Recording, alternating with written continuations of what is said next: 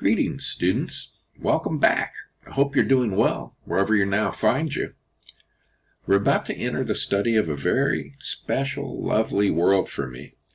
One I first entered many years ago, when I was around 10 or 11, through reading first Zhuangzi and then Lao Tzu. Consider this passage from Zhuangzi to get a flavor of what so enchanted me back when I was 10 years old. Tzu Chi of Nanpo was wandering around the hill of Shang when he saw a huge tree there, different from all the rest. 1,000 teams of horses could have taken shelter under it, and its shade would have covered them all. Tzu Chi said, "What tree is this? It must certainly have some extraordinary usefulness." But looking up, he saw that the smaller limbs were gnarled and twisted, unfit for beams or rafters. And looking down, he saw that the trunk was pitted and rotten. It could not be used for coffins. He licked one of its leaves, and it blistered his tongue and made it sore. He sniffed the odor, and it was enough to make a man drunk for 3 days. Turns out to be a completely unusable tree, said Tzu Chi, and so it has been able to grow this big. Aha! It is this unusableness that the holy man makes use of. The region of Qingxi in Sung is fine for growing catalpas, cypresses, and mulberries. But those that are more than 1 or 2 arms length are cut down for people who want monkey perches. Those that are 3 or 4 spans around are cut down for the ridgepoles of tall roofs. And those that are 7 or 8 spans are cut down for the families of noble or rich merchants who want sideboards for coffins. So they never get to live out the years heaven gave them, but are cut down in mid-journey by axes. This is the danger of being usable. In the Shi sacrifice, oxen with white foreheads, pigs with turned-up snouts, and men with piles cannot be offered to the river. This is something all the shamans know, and hence they consider them inauspicious creatures. But the holy man, for the same reason, considers them highly auspicious. Now, when 10-year-old me read that, I was enchanted. And all my life, I've been trying to get at the thoughts behind words like that. And I found them to resonate with me in ways that illuminate my life and help me to live it. And also just give me some interesting thoughts to think about. So I hope you'll enjoy exploring them with me. And I think of it as a very human world with very human colors. The Indian philosophy of the Upanishads, in my mind, is filled with very bright colors, like you see in their paintings and statues of the gods and so forth. But in classical Chinese philosophy, it's all subdued, understated, with shadows and light and play, and brush strokes of black ink on white paper. So begin to think about this with me. So to begin to think about this with me, consider a definition I have of classical Chinese philosophy, borrowed from various teachers I've heard, books I've read, until it's all melted into my mind and become a part of me. But before we look at that definition, consider the topics we'll be looking at for the next few weeks. First, we're going to think about humanism, immanence, coincidence, greatness, and inclusiveness. Then we'll move into thinking about Lao Tzu, sometimes called the old boy, and its practical metaphysics. We'll think about the folly of trying to control the world. Trying to control the world? I see you won't succeed. The world is a spiritual vessel and cannot be controlled. Grasp it, and you lose it. We'll think about the tracks of thought and how it's better to stay centered with Zhuangzi and enter into a free and easy wandering, where we'll begin to think about the secret of caring for life. And even though this is through a video, how strange is that? In the midst of a worldwide plague, in my mind, I'm sitting there with you in some beautiful place on a little mountain with some beautiful trees and skies. And we're talking with each other about the great natural way. So now to the definition. I'm going to say that ancient Chinese philosophy is an historical humanism characterized by radical immanence that seeks for human greatness through an inclusive methodology. So first we're going to talk about the historical humanism. Then we're going to talk about this idea of radical immanence, which means there's no metaphysical transcendence and instead has what is known as the coincidence or coincidence of opposites. Then we'll talk about how it seeks human greatness through an inclusive methodology. Now, the kind of humanism we find here is one that sees the human being as integrated with what is most real and existing in the same world, and that the route to what is most real is through what I call the human connection. This attitude seemed to arise historically when the Zhou dynasty overthrew the Shang dynasty in 1122 in 1046 BCE. The Shang were a tribal society, and when they were overthrown by the Zhou, documents were written which contain the oldest recorded examples of Chinese literature, called the Book of History and the Book of Odes, or Songs. Right? Now, in these documents, we find for the first time the mention of Tian, heaven, which replaced the local tribal deities. But heaven, Tian, is thought about through the human connection.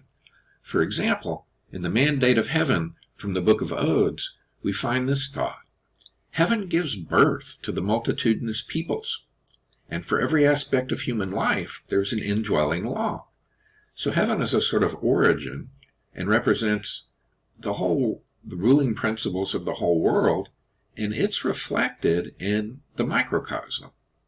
The big cosmos and the little cosmos mirror each other.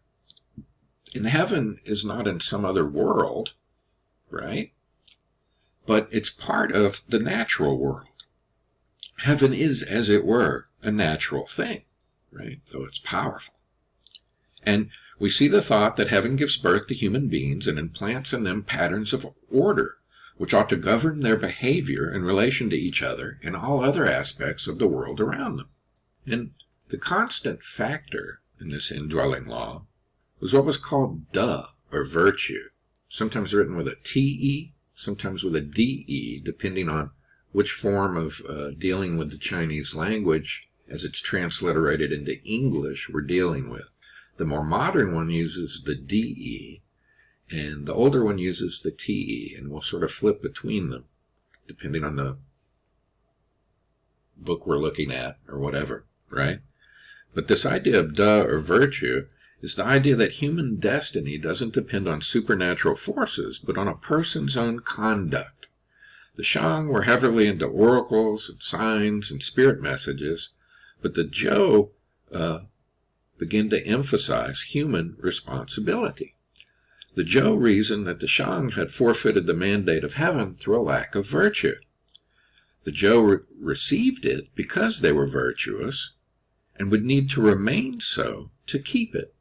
Right? A very radical idea that whether or not you continue to rule depends on whether or not your actions are moral or virtuous. And the idea that human destiny and power depends on human virtue rather than the will of some mysterious spiritual power represents a sort of radical move. And this word De, for example, is not found in the oracle bones which record the Shang ideas, but it's a key word used in early Zhou documents. Consider a few passages with me. This is from the section of the Book of Odes called the Mandate of Heaven. Thus Duke Zhou said, Prince Shi, heaven without pity sent down ruin on the Yin dynasty. And he means the Shang. The Shang having lost the mandate of heaven, we, the Zhou, received it. But I dare not say with certainty that our heritage will forever truly remain on the side of fortune. If heaven renders sincere help, I do not dare say with certainty that the final end will result in misfortune. Oh, you have said, Prince, it depends on ourselves. I also dare not rest in the mandate of the Lord on high, forever refraining from thinking of the awe-inspiring power of heaven. At the same time, when the people do not complain so long as there are men like you. If our successors should prove utterly unable to reverence heaven above and the people below, and so bring to an end the glory of their forefathers, could you, by remaining at home, be unaware of it? The mandate of heaven is not easily preserved. Heaven is hard to depend on. Those who have lost the mandate did so because they could not practice, and carry on the reverence and brilliant morality of their forefathers. Think about that. The mandate of heaven is not easily preserved. Heaven is hard to depend on. Heaven is hard to depend on. Heaven is not to be trusted, right? Heaven is not to be trusted. That kind of reminds me of the Upanishads, where they talked about how don't get hung up in religion, that you can't trust the rituals and what people think of as religious truths, right? Instead, my way is simply to continue and extend the virtue of our peace-establishing King, and to carry on the reverence and the brilliant virtue or morality of our forefathers. But heaven's hard to depend on. We've got to depend on ourselves. Notice this other passage from the same section, which continues with these sort of radical thoughts of sort of blowing off religion and what's typical about religion, and instead depending on the human connection. They became subject to Job. Heaven's mandate is not constant. The officers of Yin were fine and alert. They assist at the libations in our capital. They assist at those libations, always wearing skirted robes and closed caps. Oh, you promoted servants of the king, don't you mind your ancestors? Don't you mind your ancestors? Cultivate your virtue. Don't pay attention to religious ritual. It doesn't matter if you're wearing skirted robes and closed caps. It doesn't matter if you're offering offerings to your ancestors in accordance with religious practice. That's not what's going to help you. What's going to help you is to cultivate your virtue, to cultivate your morality. How you live is what's important. What's important is found through the human connection. Now, there's a key point. Something presupposed here in this philosophy is the idea that what is good is there, clearly seen in the natural order, right? In what they call the patterns of heaven, right? Which will become, for the Taoists, the patterns of the Tao, the great natural way. And in human terms, it's a moral question. To live in terms of virtue, which is the microcosmic aspect of the cosmic ruling order. Right? We have the macrocosm, which is Tian or heaven, and Da, or virtue, which indwells in the individual person. And the first philosophical question in this tradition, then, is not the one that Socrates asked that characterized the birth of Western moral questioning. Socrates asked, what is the good? But in this tradition, they asked instead, why do humans depart from the good that was and is so clearly given? Why do we pervert our original nature, which is goodness, and so clear to us? There's a famous story in Mencius that illustrates this idea that the goodness is there, and we know it and experience it, right? It's just evident. Mencius says, suppose you walk by and there's a child about to fall into a well. He starts to slip, and you reach out and grab him and stop him. Why do you do that? He says, well, you don't do it so people will praise you. There's nobody around anyway. And you don't do it because you'd feel bad afterward if you didn't. You do it in that instant because instinctively you know it's a good thing to do to keep that child from falling into the well. And that's our original good nature. Now, there are other Chinese philosophers who disagree with that, right? But predominantly, and especially in the traditions we're looking at, they thought that original pattern was there, right? Confucius thought this, Mencius, we find in the Confucian tradition, and also in the Taoist tradition. And while there are some who disagree with this, generally it was thought that we have a problem. The pattern of goodness is there at the origin, and we know it. But why have we departed from it? Why have we devolved from our original virtue? They say there are none who do not have the beginnings of virtue, but few are capable of carrying it to completion. Okay? And there's a gap between human society as it is now and how it ought to be according to the natural good pattern, which gives us a corollary.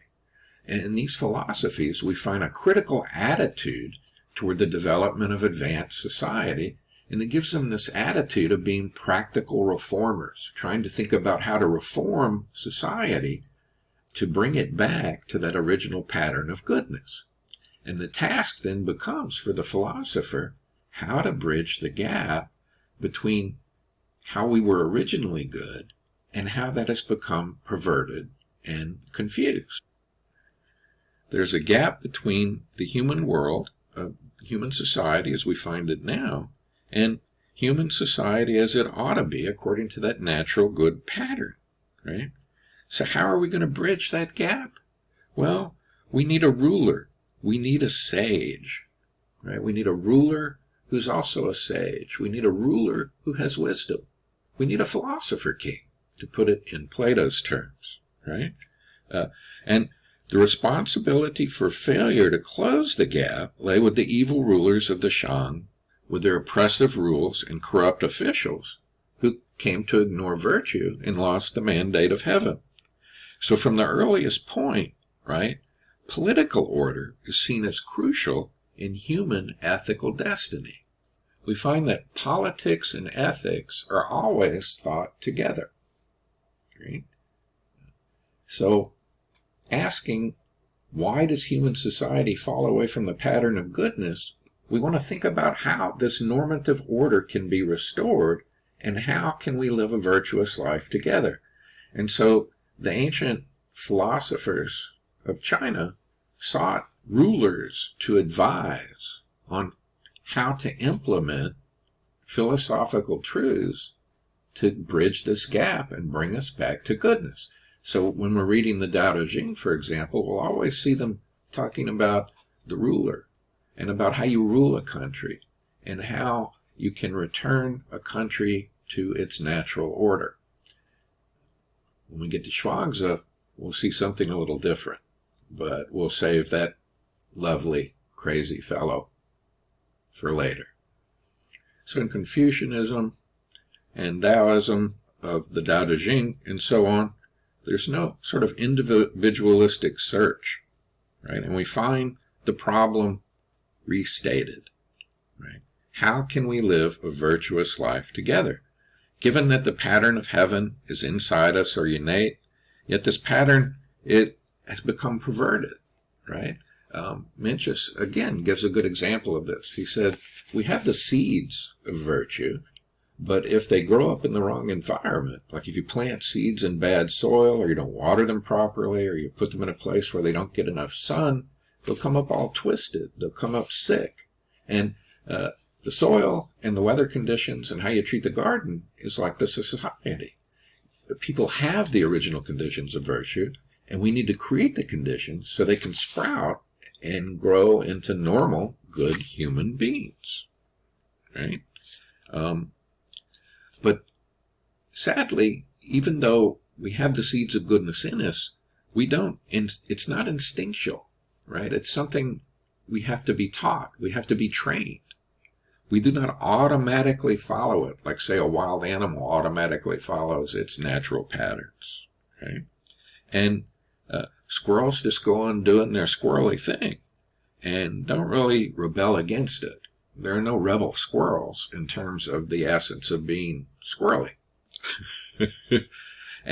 But humans fall away from the pattern, and human societies do, right? And so did the Zhou, who themselves fell away from virtue, just like the Shang, and so lost the mandate of heaven.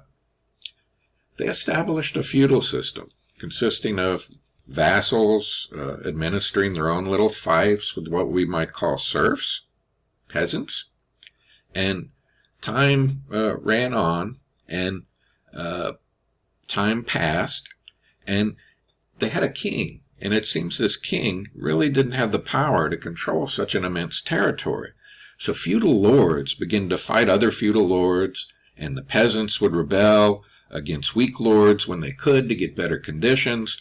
And finally, around 770 BCE, the king was killed, and new king was set up that was sort of a puppet in the hands of a coalition of feudal lords. who were always fighting, struggling for control. Power was always changing hands until it departed into what is called the period of the Warring States. And in this period, 7 states remained, locked in ceaseless warfare. Now, the Chinese had, by this point, learned horseback riding and invented iron and iron weapons, and weapons such as the crossbow. And warfare through these technological advances had become far more vicious and deadly. Okay? And also there was a growth of farming implements and agricultural techniques like an iron plow. And so cities began to grow, civilization began to develop in the sense of urban centers and cities, copper coins were invented, and all the luxuries of civilization began to develop.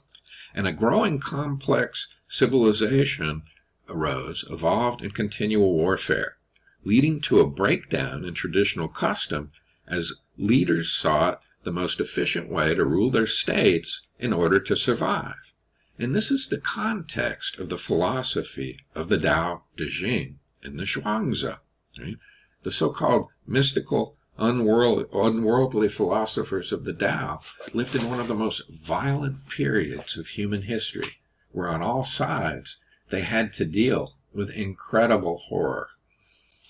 Just to give an example of that horror, one way soldiers would be paid their wages was if they showed up with the head of someone they'd killed. And another rather horrible story we hear about is that one general would boil his enemies into a soup and eat them to intimidate the next town they'd go against, so that they would be more inclined to surrender. And before you think, what ancient barbarians, I would remind you of Hiroshima and Nagasaki, in which we incinerated far more human beings than any Chinese general could have done. And we did it in the space of a second. Now, this dramatic breakdown in the old ways of thought and morality led rulers to begin to ignore social rank fixed by birth, and they would listen to anyone who they thought could help them rule and succeed, not just the hereditary nobility. And a new class of person arose called the Zi, the sages, the experts, the master scholars, what we think of as philosophers. And during this time there arose over 100 schools of philosophy, right? That's a lot of philosophers wandering around, and they're wandering around trying to advise rulers on how to rule their little kingdoms or municipalities, or wherever they found a ruler. They'd go in and say, look, I got the wisdom on how to govern people, so we can all sort of have peace and greatness together, and so you can rule and the people can flourish, or so you can flourish, so we can all flourish together. And we're not going to go through all 100. I'm just setting the stage so we can talk about Taoism. But these masters, we can call them. There was 4 ones I'll briefly focus on to sketch out the scene and the context for the Taoists, right? So there was Kangzi, known as Confucius, and his followers. And there was Mo-Tzu, and his followers, and Shangyang and his followers, and then Lao Tzu and the Taoists. So the Confucians were the followers of Kangzi, or Confucius, as he's known in the West. He was a teacher, a reformer, a master, who advocated a return to the customs and values of the early Zhou through the study of ancient texts, ritual, and cultivation of moral character.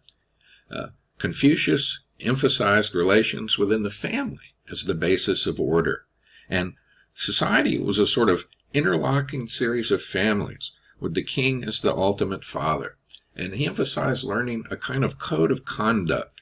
There were almost 3,300 rules to be mastered to become what he called a superior man.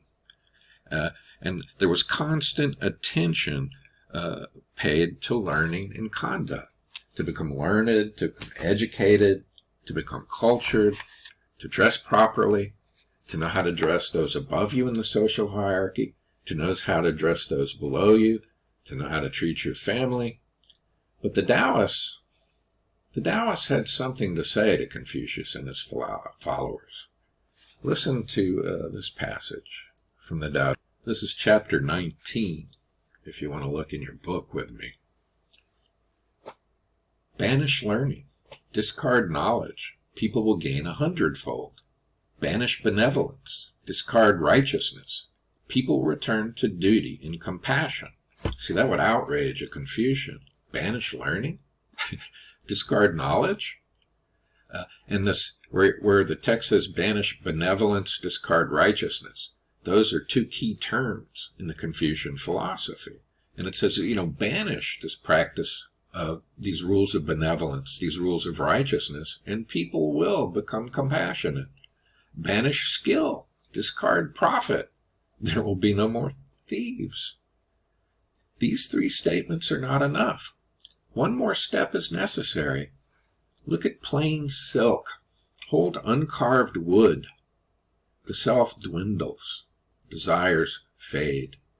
The Confucians were known for dressing what we would call a real fancy dress, right? And everything being sort of elaborate and just right. Like you have a real nice three-piece suit to go meet with the leaders and so on. You'd really dress up, have your tux and so on for some occasions. And even when you're lounging about the house, you'd dress well. That's just how you be what the Confucians called a gentleman. But the Taoist says, look at plain silk. Hold uncarved wood. The self dwindles. Desires fade. Then there are the followers of Mozi, sometimes known as Mo Ti as well, right? And his followers, known as the Moists. And Master Mo, taught the love of heaven and the universal love of all human beings. In contrast to Confucius, who had a sort of graded compassion. Confucius thought you love your parents most, and then your wife and your children and your close kin, your aunts and uncles, all, and finally, with the ruler at the top, you got to love him most of all, of course, right? But Master Mo, he taught that everyone is equal before heaven. It seemed like a sort of utilitarian to me, if you've heard of them, that you want to do what's the greatest good for the greatest number of people. And Mo taught that things are good only as contributing to the welfare of all.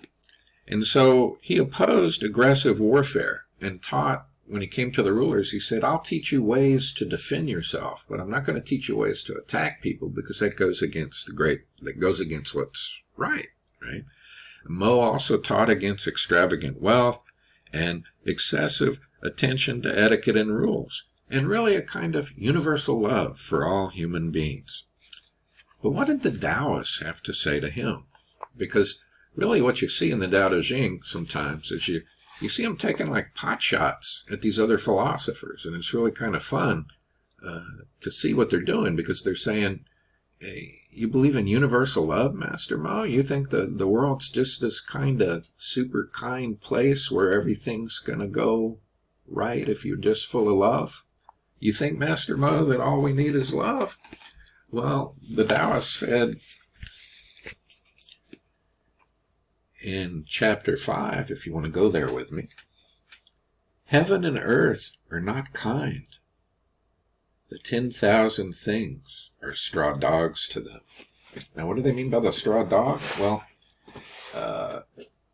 you would make sacrifices to your ancestors, right, and to the spirits. And to do that, they'd sacrifice an actual dog or an actual cow and so on.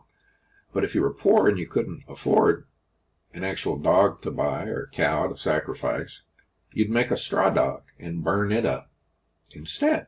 And so it says, look, heaven and earth are not kind. The 10,000 things, and 10,000 things is just a Chinese word that means everything, right? Everything's like a straw dog to nature, right? I mean, think of the coronavirus, think of tidal waves, think of hurricanes, think of a poisonous snake jumping out and biting you. And so the text says, the sage is not kind. people are straw dogs to him. Whoa, what does that mean? But notice what it says next. Yet heaven and earth and all the space between are like a bellows. A bellows, like on a forge, it blows air on the fire to keep it hot. Empty, but inexhaustible, always producing more. That the world is full of opposites. It's full of things that harm you, but it's also full of things that benefit you, right? Nature doesn't take sides, and nature doesn't really look out for your individual concerns. It gives us oxygen so we can breathe, we can find food so we can eat, but also a virus could come out of a bat and start killing you. That's just the way it is. And the sage, then, is not kind. That means the sage isn't some sort of cheery person going around just saying all you need is love and just be kind. But you need to recognize the realities of nature and how it gives us everything we need, but it's not a place that you can take for granted. And then notice how this chapter ends. Long-winded speech is exhausting. All these 100 philosophers chattering on, these 100 schools of philosophers. Master Mo, you keep on chattering on. Better to stay centered. And then there's Shang Yang and his followers. These were called the legalists, or and also the realists. And they sort of remind me of, Shang Yang reminds me of a sort of ancient Hobbes, right? Hobbes, who thought the truth of things is people are greedy and self-centered and seeking power, and we need laws to control them, to make them behave, and if you don't use force against them, they won't follow them, right? He didn't believe there was any indwelling principle of goodness in nature, Hobbes, and neither did Shang Yang, right? The Hobbes of ancient China. And the legalists, as they're called, or the realists, thought there was no need for abstract principles such as virtue, morality, benevolence, and the superior men of the Confucians, nor the universal love and general welfare of Moti. Human beings need food, clothing, shelter, and political stability. And that's the fundamental duty of the state, or the ruler. And since human nature is not good, but greedy, jealous, lustful, goodness must be imposed on people through law and military might. And that's just the facts, right? Listen to Shang Yang talking here.